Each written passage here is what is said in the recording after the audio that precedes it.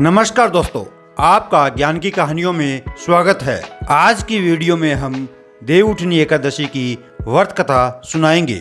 यदि आपको यह जानना है कि देवउठनी एकादशी कब है, व्रत कब रखा जाएगा और कब खोला जाएगा, तो इस पे हमने एक वीडियो बनाई है जिसका लिंक डिस्क्रिप्शन में और एंड स्क्रीन में दे दिया है। यदि आपने अभी तक चैनल को सब्सक्राइब नहीं किया तो चैनल को सब्सक्राइब कर बेल आइकन दबा दें। चलिए आज की कहानी शुरू करते हैं। देवउठनी एकादशी पौराणिक व्रत कथा। एक राजा के राज्य में सभी लोग एकादशी का व्रत रखते थे।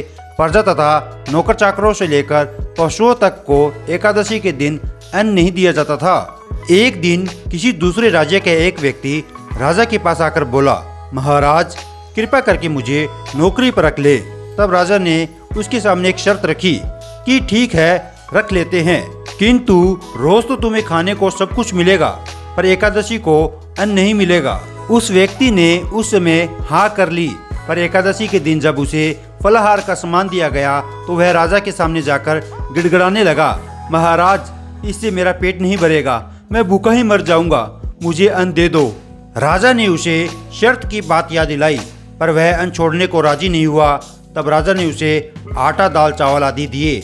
वह नित्य की तरह नदी पर पहुंचा और स्नान कर भोजन पकाने लगा। जब भोजन बन गया तो वह भगवान को बुलाने लगा, आओ भगवान, भोजन तैयार है। उसके बुलाने पर पीताम्बर धारण किए भगवान चतुर्भुज रूप में आ पहुँचे तथा प्रेम से उसके साथ भोजन करने लगे।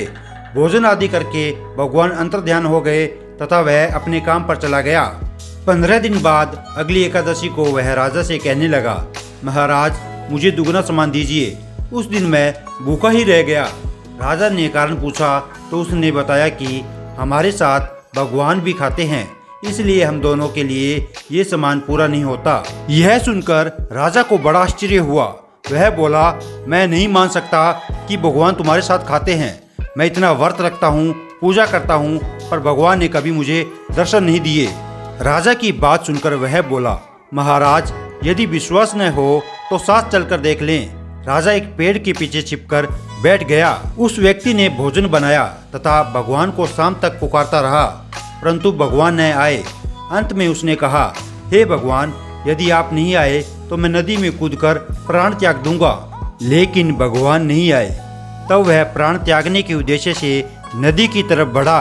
प्राण त्यागने का उसका दृढ़ इरादा जान शीघ्र ही भगवान ने प्रकट होकर उसे रोक लिया और साथ बैठकर भोजन करने लगे। खा पी कर वे उसे अपने विमान में बिठाकर अपने धाम ले गए। यह देख राजा ने सोचा कि व्रत उपवास से तब तक कोई फायदा नहीं होता जब तक मन शुद्ध न हो। इससे राजा को ज्ञान मिला। वह भी मन से व्रत उपवास करने लगा और अंत में स्वर्ग को प्राप्त हुआ। कहानी को लाइक, कमेंट, शेयर जरूर करें। आपके लाइक से हमें मोटिवेशन मिलता है। और चैनल को सब्सक्राइब करें। धन्यवाद।